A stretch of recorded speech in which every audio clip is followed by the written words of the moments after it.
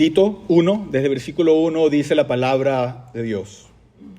Pablo, siervo de Dios y apóstol de Jesucristo, conforme a la fe de los escogidos de Dios y al pleno conocimiento de la verdad que es según la piedad, con la esperanza de vida eterna, la cual Dios, que no miente, prometió desde los tiempos eternos, y a su debido tiempo manifestó su palabra por la predicación que me fue confiada, conforme al mandamiento de Dios nuestro Salvador. A Tito, verdadero hijo en la común fe, gracia y paz de parte de Dios el Padre y de Cristo Jesús, nuestro Salvador.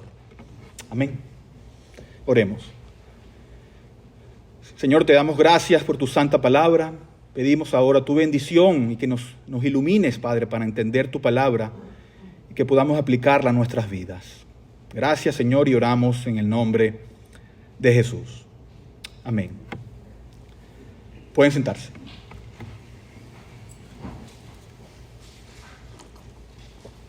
Si se acuerdan, la semana pasada terminamos el libro de Ruth, lo que quiere decir que ahora hay que empezar un libro nuevo.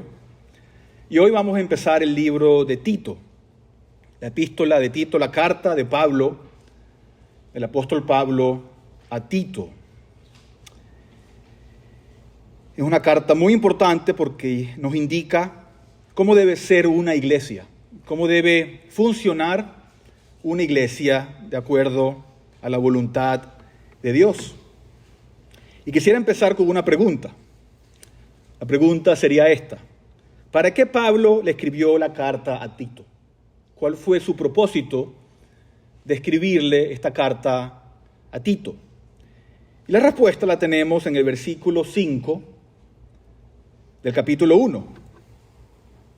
Pablo también le dice a Tito en el versículo 5, si pueden, lo ven conmigo. Dice: por esta causa te dejé en Creta, para que pusieras en orden lo que queda y designaras ancianos en cada ciudad como te mandé. ¿Verdad? Y luego Pablo, él establece cómo debería ser la iglesia. ¿Verdad? Esta carta está entonces diseñada para enseñarnos cómo debe ser la iglesia de Jesucristo. Y este es un tema tan vital para hoy como lo fue en los días de Pablo. Hoy en día hay muchas iglesias que no funcionan de acuerdo al patrón que nos enseña Pablo en esta carta. Y por eso es tan importante el predicarla y enseñarla. Entonces vemos cómo Pablo escribe a Tito, lo saluda y luego le da instrucciones sobre lo que quiere que Tito haga. Y si tú estás en un plan de lectura, a lo mejor ya pasaste por este libro, ya que estamos en agosto, y es fácil pasar todas estas cosas de manera muy rápida y perder el significado de todo lo que está diciendo Pablo. ¿Verdad? Otra vez, el versículo 5 es muy importante. Por esta causa te dejé en Creta, para que pusieras en orden lo que queda y designaras ancianos en cada ciudad como te mandé. ¿Verdad? Pablo dice: Tito, te escribo para ayudarte a cómo fundar iglesias. Y lo primero que debes hacer es designar los ancianos. Y la carta, continúa con eso. Pero antes de llegar al versículo 5, Pablo pone el fundamento de autoridad que sostiene la iglesia. Y eso es lo primero que se tiene que hacer. ¿Cuál es la autoridad dentro de la iglesia? ¿Cuál es el fundamento que sostiene la iglesia? Y lo que vamos a ver en el mensaje de hoy son dos principios fundamentales de una iglesia bíblica. Dos principios fundamentales de una iglesia bíblica. Así que, el primer punto del día de hoy. Primer punto del día de hoy es la autoridad de Cristo sobre la iglesia. Si empezamos la carta, Pablo, él expone desde el principio, ¿verdad? Él saluda, él dice quién es, Pablo, dice Pablo, siervo de Dios y apóstol de Jesucristo. Y estas son palabras muy importantes, pero que nosotros pasamos por alto muy rápidamente. Aquí Pablo, él establece su autoridad para hablarle a la iglesia. Y no solamente cuando lo escribió en el siglo I, sino sobre toda la historia de la iglesia. Él tiene la autoridad, por ser un apóstol de Jesucristo, para hablarle a su iglesia. Y estas no son palabras superficiales. Él aquí está otra vez definiendo y él está estableciendo la autoridad por la cual escribe y da instrucciones sobre cómo debe de funcionar una iglesia de Jesucristo. Vemos que él se llama entonces a sí mismo como, primero, siervo de Dios, ¿verdad? Eso es lo que somos todos, siervos de Dios. Esta palabra siervo quiere decir esclavo. Él dice, yo soy un esclavo de Dios. Yo no hago mi voluntad, yo hago la voluntad del que me envió. Y luego él continúa y se llama ¿cómo? Apóstol. Soy siervo de Dios primero y luego soy apóstol de Jesucristo. ¿Qué es un apóstol?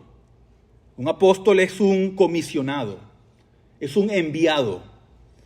Es el que habla en nombre de otro con su autorización. Habla con la misma, que autoridad del que lo envió. Entonces, vemos que Pablo dice primero, soy un esclavo de Dios, pero también soy un apóstol de Jesucristo. Él está diciendo aquí, Jesucristo me ha enviado para hablar con autoridad en su nombre. Eso es lo que está diciendo. Y yo escribo con su autoridad. Es como si el mismo Cristo fuera quien está hablando. Y cuando lees los relatos de la conversión de Pablo, en Hechos 9, en Hechos 22 y en Hechos 26, puedes ver a Cristo que le habla y ves muy claramente que Cristo designó a Pablo para sus propósitos. ¿Verdad? Pablo no se ofreció de manera voluntaria, ¿verdad que no? Él no dijo, yo quiero ser un apóstol. No. Ni una iglesia tampoco, lo nombró apóstol, tampoco. Las iglesias no nombran apóstoles. Él no se denominó apóstol tampoco. Nadie se puede autollamar apóstol. El apostolado viene directamente de Cristo.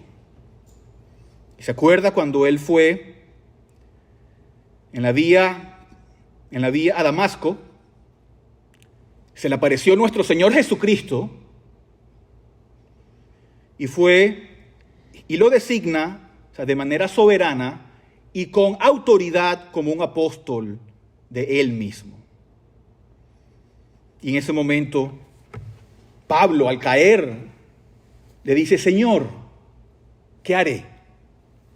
¿Verdad? Pablo se dio cuenta de la autoridad de Cristo y Cristo se lo dio a conocer. Cristo le dice, te voy a enviar a los gentiles, te voy a enviar a predicar, te voy a usar como un instrumento para mi iglesia.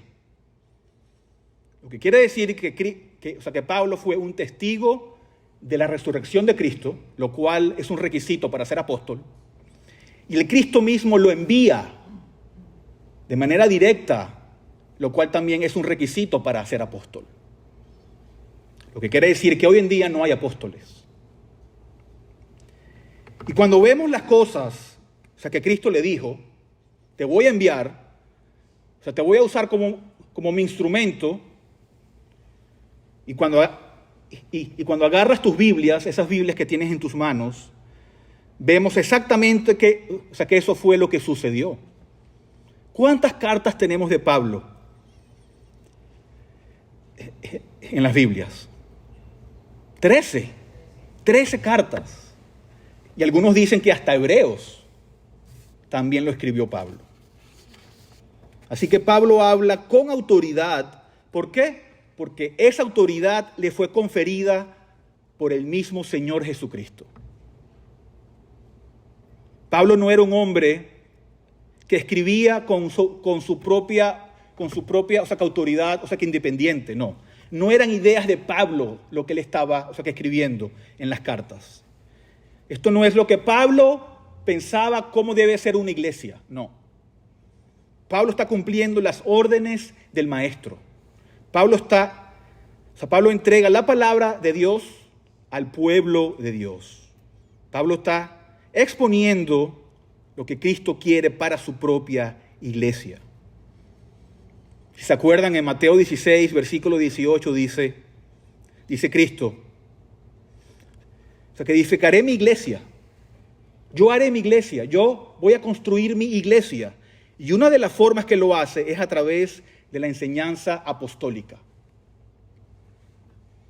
Así que Pablo escribe como un esclavo de Dios y como un instrumento, un apóstol de Dios, de Jesucristo. Y eso es lo que importa en una iglesia. Lo primero que tenemos que entender como una iglesia es que la autoridad la tiene es Cristo. La autoridad la tiene Cristo. No se trata de lo que tú y yo pensamos. No se trata de lo que tú y yo queramos como una iglesia. No se trata de cuál es nuestro deseo. No se trata de cuál es nuestra meta. Lo que tenemos que decir es, Señor, Cristo, ¿qué has dicho por medio de tus apóstoles en tu palabra? ¿Qué es lo que tú quieres que sea nuestra iglesia? ¿Qué es lo que tú quieres que sea la vid? No es lo que yo quiero que sea. ¿Cómo quieres que sea tu iglesia, Señor? Te miramos a ti, Señor, en lugar de traer nuestros propios deseos, como si eso fuera lo más importante para una iglesia bíblica. Y como iglesia, debemos estar unidos en este principio tan fundamental. Es que la autoridad la tiene nuestro Señor Jesucristo. La vid no es una iglesia independiente. Tenemos una autoridad y esa autoridad es nuestro Señor Jesucristo. ¿Verdad? En Tito 2, en el versículo 11, dice, porque la gracia de Dios se ha manifestado, trayendo salvación a todos los hombres, enseñándonos que negando la impiedad y los deseos mundanos, vivamos en este mundo sobria, justa y piadosamente, aguardando la esperanza bienaventurada y la manifestación de la gloria de nuestro gran Dios y Salvador, Cristo Jesús. Y ahora mira lo que dice el 14. Él se dio por nosotros para redimirnos de toda iniquidad y purificar para sí un pueblo, ¿para qué? Para posesión suya, celoso de buenas obras. Lo que quiere decir que la iglesia le pertenece ¿a quién? A Cristo. Es posesión suya. Él la compró con su propia sangre. Lo que quiere decir que Cristo tiene la autoridad para dirigir lo que sucede entre su pueblo. ¿Verdad? Si tú compras una casa, compras un carro, ¿es tuyo o no? Tú haces con él lo que tú quieras. Lo pintas, le cambias lo que tú quieras, es tuyo. Cristo compró la iglesia y Él hace con la iglesia lo que Él quiera. Son sus deseos, es su patrón. Por lo tanto, cuando estamos en la iglesia no es qué quiero, sino qué quiere Cristo, porque Él le pertenece. Cristo es soberano sobre la iglesia, sobre la iglesia.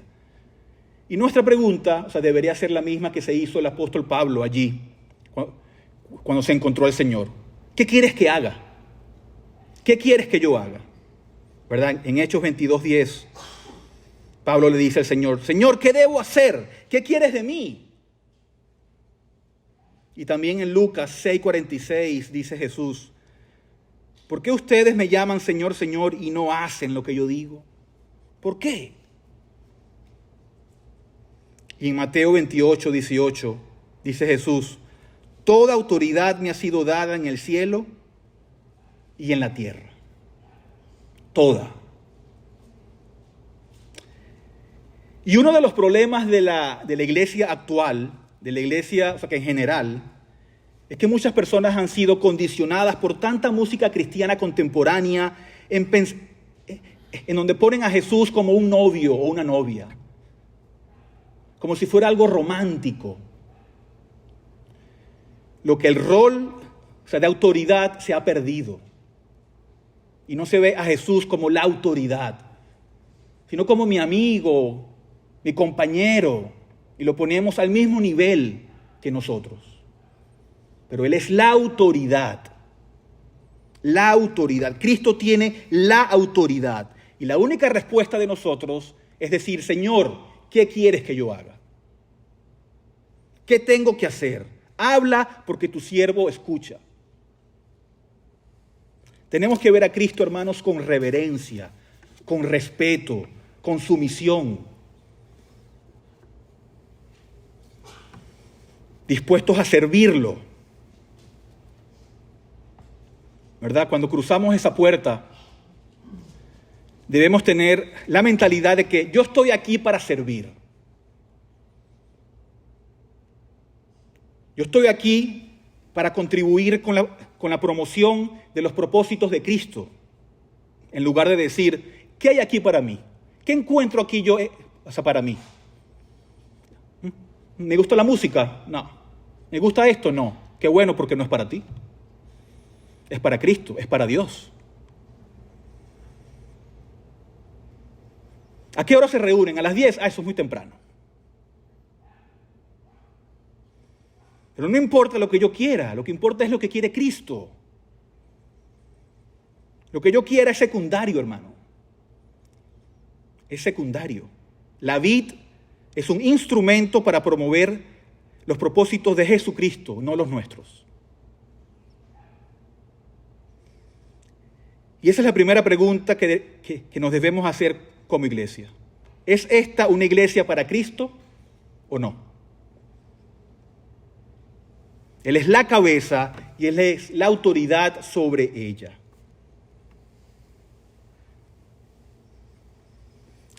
Y Él expresa su autoridad ¿cómo? Por medio de su palabra. Por medio de su palabra. Venimos como sirvientes. Vengo a servir a Cristo que murió por mis pecados, ¿verdad?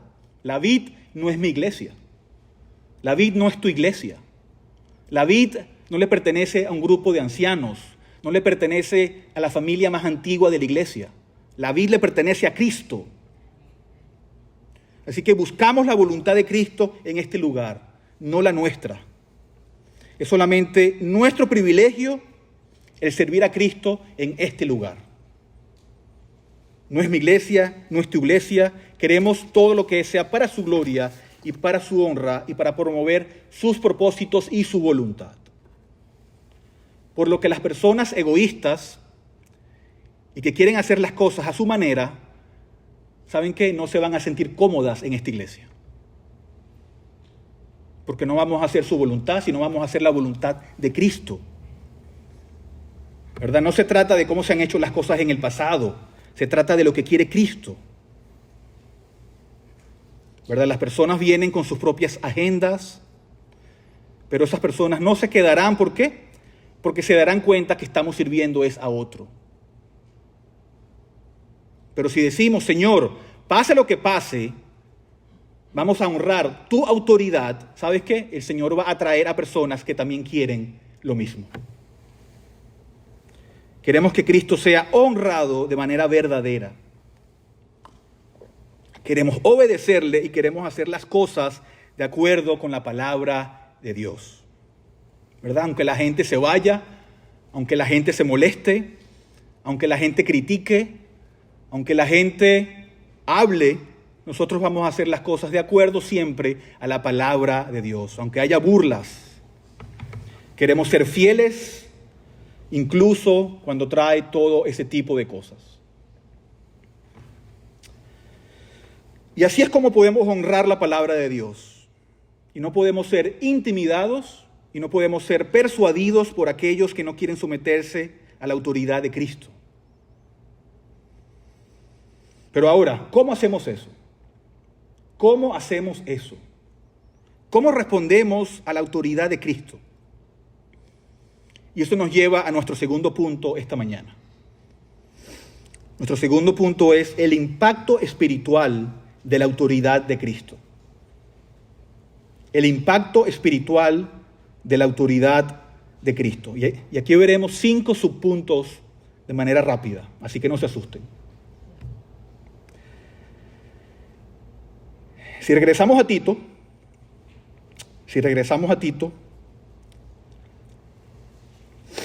y si preguntamos, ¿cuál es el primer impacto de la autoridad de Cristo en la iglesia?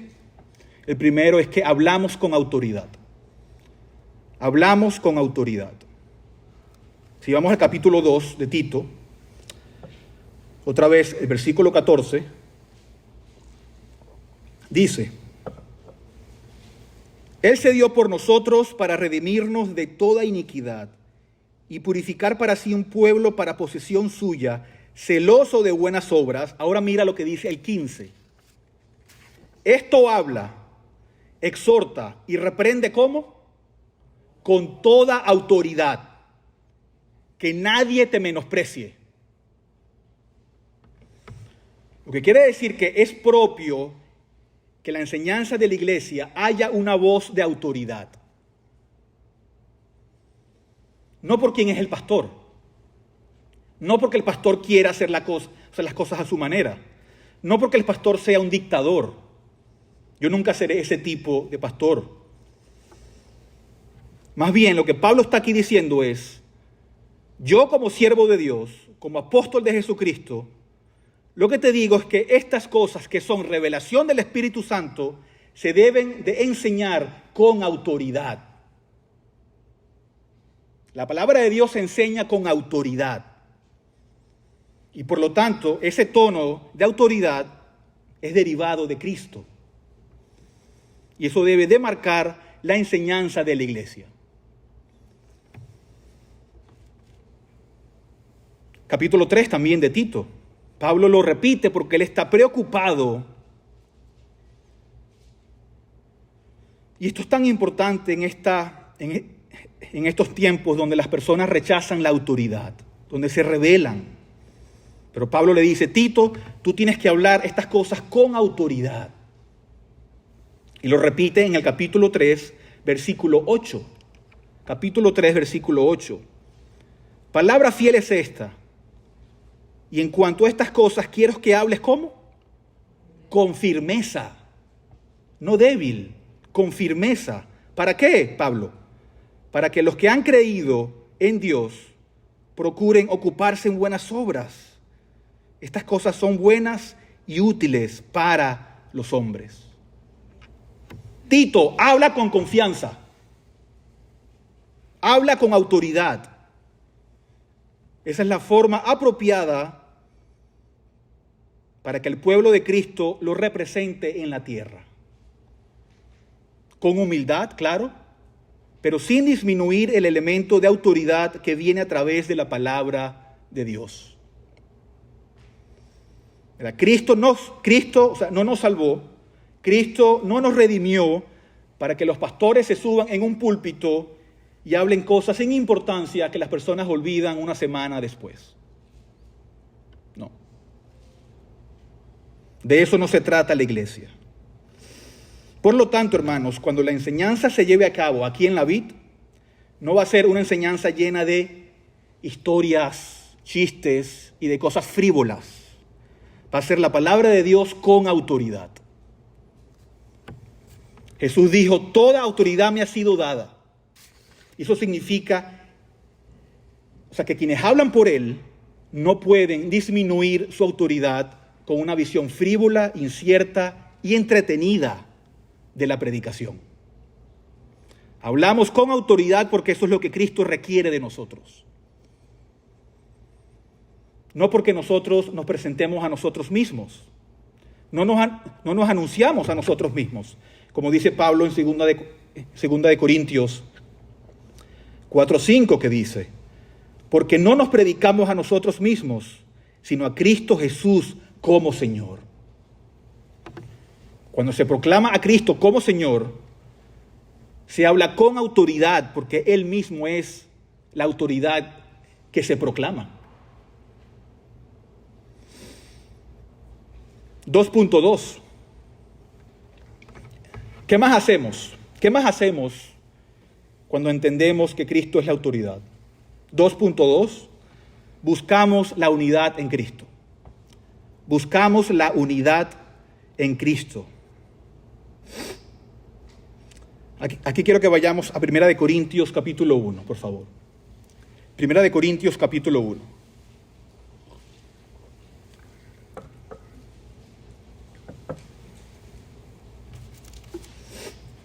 Desde el versículo 10 dice Pablo: les ruego, hermanos, por el nombre de nuestro Señor Jesucristo, que todos se pongan de acuerdo. Todos se pongan de acuerdo.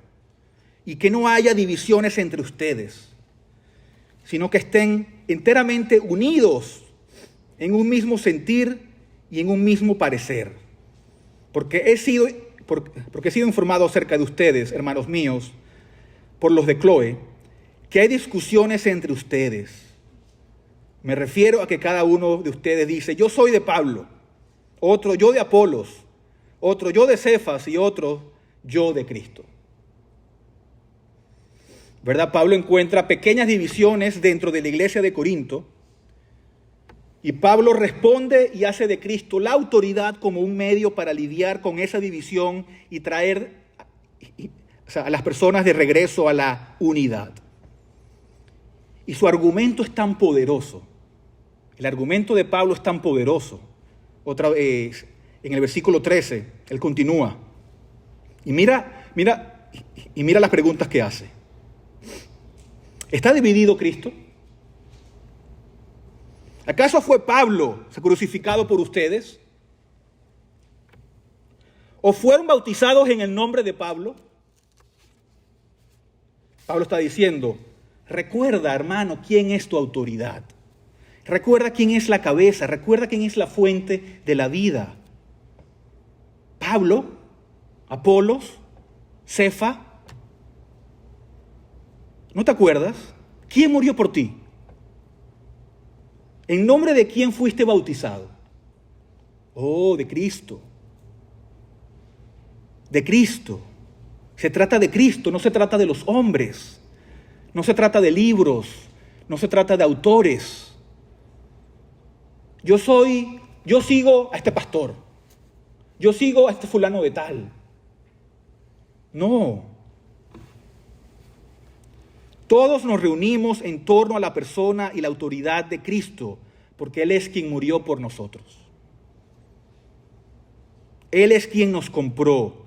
Él es quien tiene toda autoridad sobre el cielo y sobre la tierra. Así que no sigan a un pastor, sigan a Cristo, les dice Pablo. ¿Qué más? ¿Cómo respondemos cuando entendemos la autoridad de Cristo? En tercer lugar, ponemos nuestras mentes en el poder de Cristo. Ponemos nuestras mentes en el poder de Cristo. ¿Verdad? ¿Quién edifica la iglesia? Cristo. Por su autoridad y también por su poder. No por lo que yo pueda hacer o lo que un pastor pueda hacer. Nosotros somos fieles en hacer lo que hacemos. Nosotros nos reunimos, nosotros predicamos, nosotros tenemos la comunión, hacemos los sacramentos, ejercemos la disciplina de la iglesia cuando sea necesario, pero entendemos que no somos nosotros quienes logran las cosas. No tenemos ni la autoridad ni el poder. No tenemos la capacidad de traer a un solo pecador a Cristo. No tenemos el poder ni la habilidad de producir ningún crecimiento espiritual en ningún cristiano.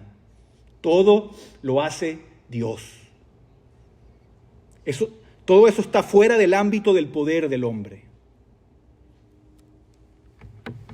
Lo que significa que entonces ponemos nuestras mentes en el poder de Cristo. Confiamos en el poder de Cristo. Vayamos a 1 Corintios 2. 1 Corintios 2, versículos 1 al 5, y veremos cómo Pablo vio su papel y su rol en el ministerio. Capítulo 2, versículo 1 dice: Por eso, cuando fui a ustedes, hermanos, proclamándoles el testimonio de Dios, no fui con superioridad de palabra o de sabiduría, porque nada me propuse saber entre ustedes, excepto a Jesucristo y este crucificado. Estuve entre ustedes con debilidad y con temor y mucho temblor. ¡Wow! El apóstol Pablo, con debilidad y con temor. Y mi mensaje y mi predicación no fueron con palabras persuasivas de sabiduría, sino con demostración del Espíritu, ¿y qué? Y de poder. Para que la fe de ustedes no descanse en la sabiduría de los hombres, no descanse en la sabiduría de los hombres, sino ¿en qué? En el poder de Dios. Más claro, imposible. No descansen en lo que les diga un hombre, descansen en el poder de Dios. ¿Verdad? Pablo dijo: no traté de mostrarme como un hombre fuerte y un hombre poderoso. No traté de mostrarme como si tuviera una buena oratoria. Él dijo: estaba temblando mientras lo hacía, pero vine para proclamarles al Cristo crucificado y resucitado, y confié en que Dios iba a mostrar su poder a través del mensaje. Estaba confiando en el poder de Cristo mientras te ministraba. No lo estaba haciendo en mi propia carne. 1 Corintios 3 también. 1 Corintios 3:3. Mira lo que dice Pablo. Porque todavía son carnales, pues habiendo celos y discusiones entre ustedes, oigan, ¿no son carnales y andan como hombres del mundo? Porque cuando uno dice, yo soy de Pablo, o yo soy de otro pastor de esta época, y otro dice, yo soy de Apolos, ¿no son como hombres del mundo? Cuando sigas a un hombre y no a Cristo, te estás comportando como un incrédulo, como hombres del mundo.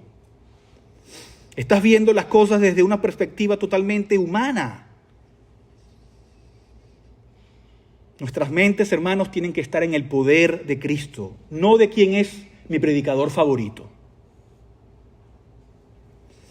Nuestros maestros favoritos, en Cristo, en el poder de Cristo. Y Pablo lo demuestra en el versículo 5. Él está poniendo su mente en el poder de Cristo en lugar de él en el ministerio. Versículo 5 dice: ¿qué es pues Apolos? ¿Y qué es Pablo? ¿Qué son? Servidores mediante las cuales ustedes han creído, según el Señor que dio oportunidad a cada uno. Fue el Señor quien dio la oportunidad a estos hombres de usarlos como instrumentos. Somos siervos bajo la autoridad del Señor Jesucristo. Eso es todo lo que somos. Somos siervos, sirvientes. Así que no debemos elevar a los hombres y quitándole la gloria a Cristo. Pablo ama tanto a Cristo y está tan preocupado por su gloria y la autoridad de Cristo que la idea de que le atribuyan algo a él es repulsivo para él. Repulsivo para él. No me den la gloria a mí. Dénsela a Cristo.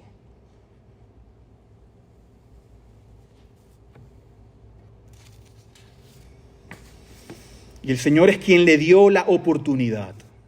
Seguimos allí, versículo 6. Dice: yo planté, Apolos regó, pero Dios ha dado el crecimiento. Así que ni el que planta ni el que riega es algo, hermanos. Ni el que planta ni el que riega es algo. No, nada. Sino Dios que ha dado el crecimiento. Wow. No somos nada. Todo lo hace Cristo. Solamente somos sus instrumentos. ¿Tienes la mente tú en el poder de Cristo? ¿Verdad? A medida que se predica el mensaje de los apóstoles, hay que reconocer la mano oculta de Cristo y le damos la gloria y nos negamos a nosotros mismos. No se trata de elevar a los hombres. Simplemente queremos poner nuestra mente y nuestro amor y nuestra confianza en el poder de Cristo. En cuarto lugar, ¿qué hacemos? Cuando entendemos la autoridad de Cristo, servimos con fidelidad. Servimos con fidelidad. ¿Verdad? Cumplimos con la responsabilidad que Cristo nos ha dado hasta que nos llame a casa. Primera de Corintios 4, versículo 1 al 2 dice: que todo hombre nos considere de esta manera. ¿Cómo? Como servidores de Cristo y administradores de los misterios de Dios. Ahora bien, lo que se requiere además de los administradores, ¿qué cosa? ¿Qué se requiere? Es que cada uno sea hallado ¿cómo? Fiel. Que cada uno sea hallado fiel. Señor, si me vas a dar un ministerio, solo queremos serte fieles.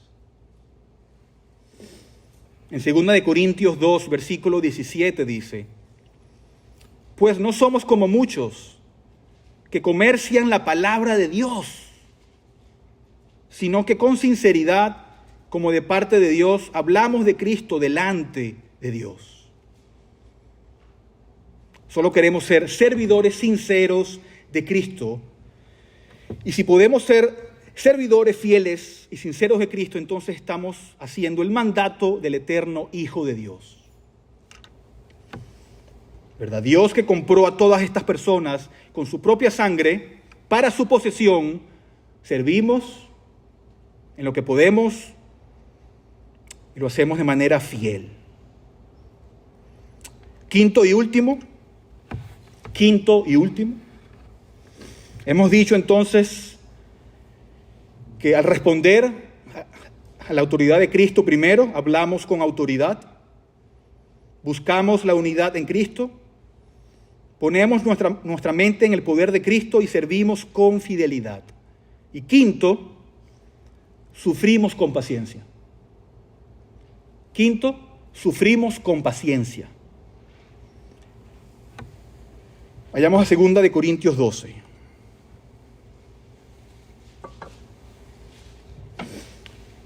¿Verdad? No sabemos lo que nos depara el futuro.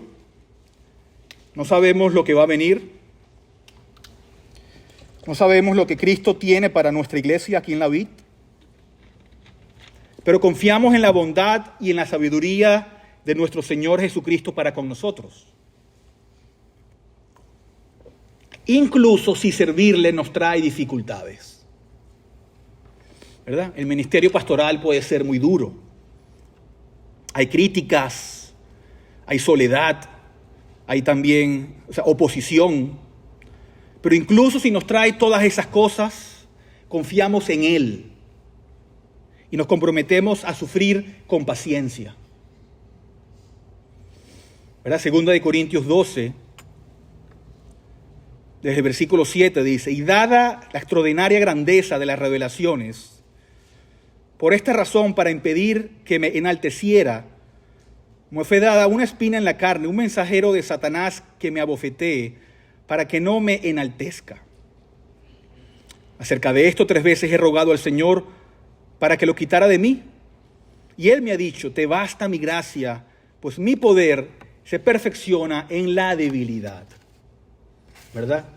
Pablo está apelando a la autoridad del Señor. Señor, quítame esta espina. Esto es insoportable. Y la respuesta de Cristo es, no. Me conformo en dejarte esa espina para que veas que mi gracia es suficiente en ti. Y Pablo aprendió la lección, hermanos. Él dijo, por tanto, con muchísimo gusto, me gloriaré más bien en mis debilidades para que el poder de Cristo more en mí. Y así somos nosotros. Yo aquí solamente soy un sirviente que cumplo las órdenes de mi amo, que cumplo las órdenes de mi Señor. Se trata de su autoridad y su poder, y lo que a mí me suceda es secundario, totalmente secundario. Se trata de su gloria. Mientras Cristo sea glorificado, o sea, a través de mi ministerio, yo estaré gozoso y yo estaré contento. Pero eso también es lo que significa ser un cristiano. Así es como viven los cristianos. Así vive una iglesia. Eso es lo que marca el testimonio de una iglesia bíblica. Hablar con autoridad, buscar la unidad en Cristo, poner nuestras mentes en el poder de Cristo, servir con fidelidad y sufrir con paciencia hasta que Cristo nos llame. ¿Y sabes qué? Eso no nos va a traer el aplauso del mundo. Claro que no. Y tampoco lo queremos. Pero ese es el camino más noble que cualquier hombre podría caminar sobre la faz de la tierra. Es caminar bajo la autoridad de Cristo y amarlo y servirlo hasta que nos llame a casa. Amén. Oremos. Gracias, Señor, te damos por tu santa palabra y por todas las cosas que nos enseñas. Gracias, Padre, por todos estos principios que nos enseñan cómo debemos hacer y también ser en una iglesia bíblica. Ayúdanos, Padre, a que todas estas cosas se cumplan aquí en la vid, a que la vid es tu iglesia, no nuestra. Ayúdanos a darte la gloria y la honra en todo lo que hagamos, Padre Santo, en la liturgia, en cada una de las actividades, en cada uno de los planes, Padre Santo, que hagamos todo de acuerdo a tu palabra, ya que tú eres nuestro Señor. Y la iglesia es tuya, por posesión tuya, porque tú la compraste con tu preciosa sangre. Sé con cada uno de mis hermanos aquí presentes, Señor, te damos gracias por la lluvia que nos has mandado. Te pedimos que nos sigas bendiciendo y que nos des la fuerza y la capacidad de vivir vidas dignas del Evangelio y solo para tu gloria y tu honra. Y oramos en el nombre de Jesús. Amén.